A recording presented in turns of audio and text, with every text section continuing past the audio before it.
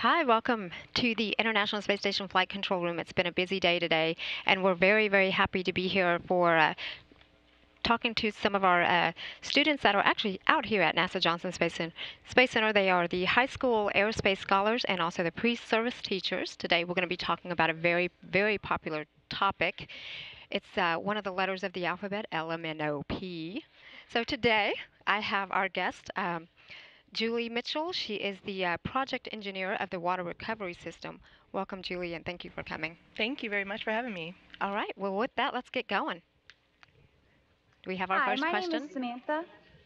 Yes. Hi, my name is Samantha, and I'm with PSTI. I was wondering if astronauts need antibiotics in space, how would they be administered? Hi, Samantha. In terms of any kind of medicine that the astronauts need when they're in space, they actually have a medical kit that they bring up with them, and they actually have medicine stored on the space station. So if they ever get sick, they can actually use that stockpile of medicine that they have on orbit. Now, if something were to come up where the astronauts were very, very sick and the medicine that they had on orbit wouldn't work, there is the option of bringing the crew members down for them to receive medical treatment on Earth. But they do have quite a bit of medicine on orbit to help them if they ever get sick. Very good question. All right, thank you.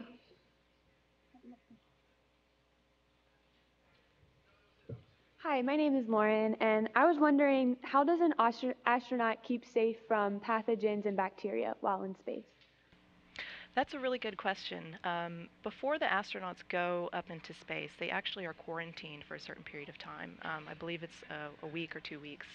And that way, before they even go into space, they've already been isolated from a lot of the bacteria and a lot of the pathogens that might make them sick when they're here on Earth. So that way they don't carry those bugs up with them into space. Um, Now, once they're in space, the space station is actually kept very clean. They actually do a lot of disinfection of different surfaces on orbit. They have filters that filter the air. And just to make sure, they actually have different microbial monitoring kits that they use to check for any bacteria, any pathogens that might be floating around in the air. They check different surfaces to see if they have any growth on those surfaces. And they also check all the different hardware where they might get water or where their food might touch to make sure that they don't have any harmful bacteria or any pathogens growing on those surfaces as well. And so far, there haven't been any issues in that regard, so it's a good thing. And a very good question. Do we have another one? Hi, my name is Alexandra Daglio from PSTI. I was wondering, what's the most complicated project you've ever worked on? We do a lot of complicated projects. So the area I work in is actually advanced water recovery systems technology development, and so we actually do the next generation of water recycling technologies for spaceflight. So right now we have a distillation system that we use on the space station, but the work that I do actually looks at what we're going to do next, and if there are other technologies that might work better once we're on a planetary surface, for instance. So the most complicated project I would say is actually one that I'm working on right now, and it's called the alternative water processor. And what it does is it actually combines a biological water processor and a membrane system to get the water from wastewater to potable. And so the way that biological water processor works is we actually have specific species of bacteria that actually feed off of the contaminants that you find in wastewater. So they feed off of the urea that you find in urine, they feed off of the surfactants that you find in soap and gray water. And so those bacteria are specially selected so that they can actually convert those contaminants into nitrogen gas, carbon dioxide, and water, which is like excellent for spaceflight. Downstream of that, we have a membrane system that deals with all the inorganics, so all the salts that you have in your urine, like calcium, sodium, sulfates, phosphates, that kind of thing. Those things get removed by the membrane system. And so what comes out of that system we're expecting will be water that's nearly potable. And so that's an incredibly large, complex piece of hardware. Our entire team is working on it, and so it's very complex, but it's also very exciting as well. Very good one. Great, thank you.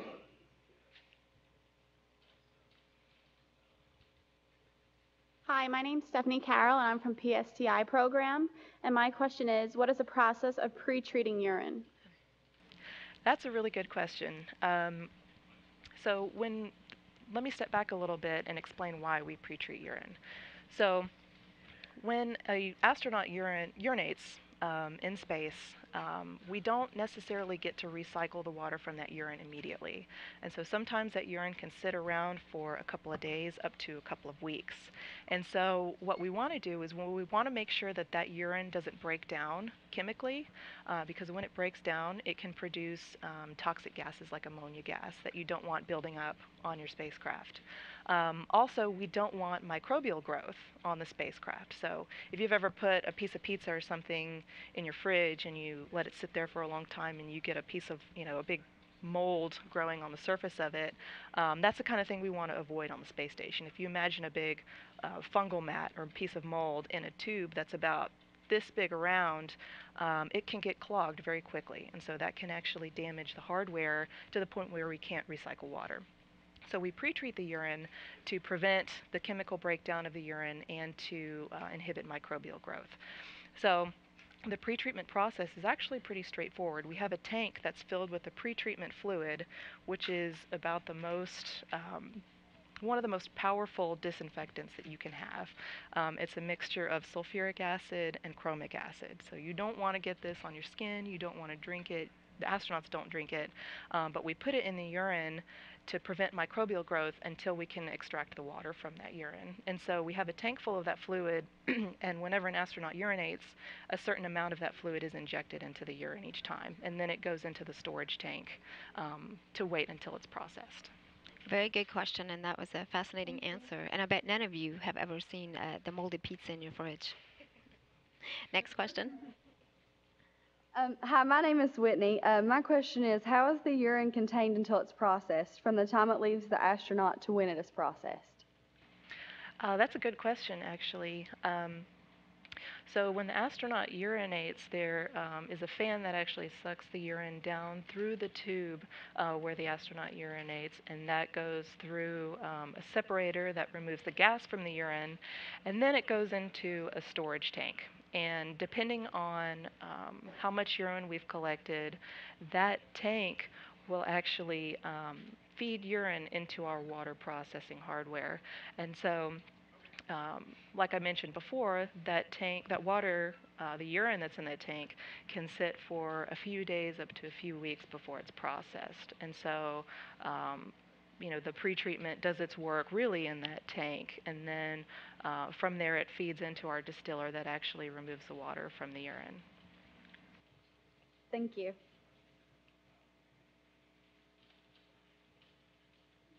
Hello there, Jerry George. We're from the HOS program, and I would like to know what happens if someone has an infection that goes to their urine. Is it safe to drink? And then more specifically, how do they figure out how to drink urine? That's a good question. So like I mentioned before, the pretreatment does an excellent job of preventing any microbial growth, and so it pretty much kills everything that's in the urine. We haven't had any issues in terms of pathogens making their way through the water recovery system. So that chromic acid and that sulfuric acid does a really good job of killing any pathogens. If you've ever seen Erin Brockovich, the people in that movie who get sick, they actually have hexavalent chromium in their water. That's the stuff that we put in the urine to kill everything that could grow in that urine. So as soon as it gets dosed with that pre-treatment, any pathogens or any infections that might have been in there are essentially eliminated. And so from that wastewater tank, it goes into a distiller, and that distiller actually heats the urine slightly to the point where you have water vapor that's produced, and that vapor is actually what's extracted from the urine and condensed in a separate container. And then from there, it's not completely potable. We still have a few more steps that are followed. There are ion exchange beds that water goes through, and then we add a biocide just to make sure that once it is potable, we still don't have any downstream contamination of that water. And so that's the full series of events to remove any pathogens from the urine and to get it from wastewater to potable. Very good. Thank you. Hi, I'm Colton, and I'm from the HOS program. And stepping away from urine for a second, If there's an emergency situation that requires astronauts to evacuate on the ISS, what are the procedures for them to follow? That's a really good question. As part of their training, actually here at JSC, they do a lot of emergency evacuation procedures, and they have different procedures they follow depending on the type of emergency. If they have a fire, if they have a cabin leak, things like that, they practice that quite a bit here on the ground. Now, the first thing they're going to try to do is recover the space station in the case of an emergency so that they don't have to evacuate. But in the instance they do have to evacuate, they do always have a lifeboat, we call it, so a Soyuz spacecraft that's docked to the space station for them to get into and return to Earth in case of an emergency.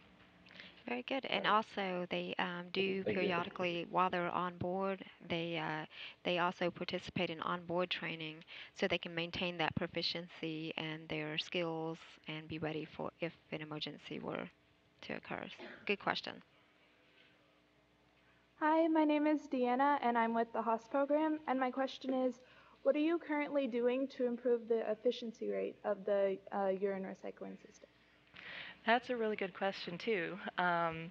We actually have a project going on right now to help increase the water recovery rate on the space station up to 85%. Originally, we were planning to start out with 85%, but what actually happened was the astronauts' urine had a lot more calcium than we expected. And so that calcium combined with the sulfate from our sulfuric acid pretreatment and actually precipitated out in our distiller. And that precipitate is called gypsum, and it's the same stuff you have in like drywall, for instance. So everybody's seen gypsum. And so one of the technologies, actually several of the technologies we're looking at now are to either remove the calcium or replace that sulfuric acid with a different pretreatment so that we don't have that precipitation problem. We actually have two technologies, one for calcium and one to kind of mitigate the sulfate, that have both been demonstrated to work very well and allow us to get up to 85%. The space station program is leaning towards the alternative to the sulfate, and so we're actually in the process of pursuing that for flight right now. So we're hoping that within the next year or two, we can get the space station from 75% up to 85% water recovery. Awesome, thank you.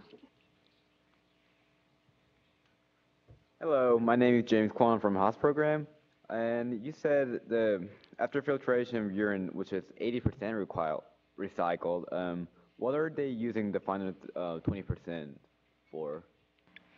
That's a good question. So the remainder of what doesn't get removed from the urine is called a brine. And right now, that brine gets put into brine storage containers, and those are thrown in the trash. We get rid of those. But if you think about it, there's a lot of water in that brine that we could get. And so one of the active areas of research in my group is called brine water recovery, which is looking at different ways to extract water from the brine. And the reason that is a unique challenge is because once you go past, you know, 80, 85% water recovery, you start precipitating solids out. Even with some of these new technologies, like I just mentioned, you still are going to precipitate at some point. And so with this brine water recovery technology, we have to specifically design it to be tolerant to solids formation. And so we're hoping that we can extract the remaining water from that to continue to close the water loop and hopefully get to, you know, in the 90s or even higher, you know, full loop closure for future spacecraft beyond ISS. Okay, thank you. Very good question. Do we have some more? Hi, my name's Katie from the HOS program, and we were wondering what's done with the waste that cannot be recycled, and how is it transported back to Earth? So a lot of the brine that actually gets generated, like I said before, gets thrown in the trash, and so a lot of that gets burned up in the atmosphere. We do bring back samples of that brine to actually analyze to see what is left over after we've removed water from the urine. And so one thing we've done as engineers is look at some of the chemical data of that brine and use that to design our hardware. So astronaut urine is a lot more concentrated in general than the urine that we have here on the ground. And so we'll actually collect urine for our testing and we'll add chemicals to it to make it mimic the concentrations that you would see on orbit. And so those brine samples really help us with that. And they also help us, especially with testing that brine water recovery hardware I talked about.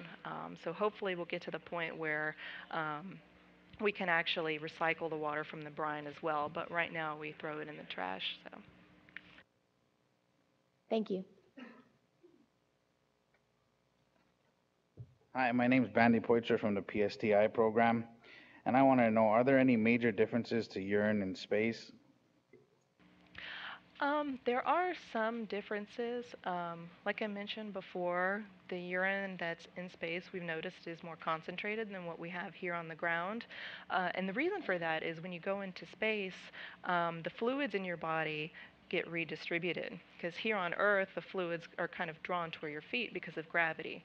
In space, we don't have that, and so the fluids kind of go up into your head. And so when astronauts first get on orbit, you can actually see that their faces are very puffy.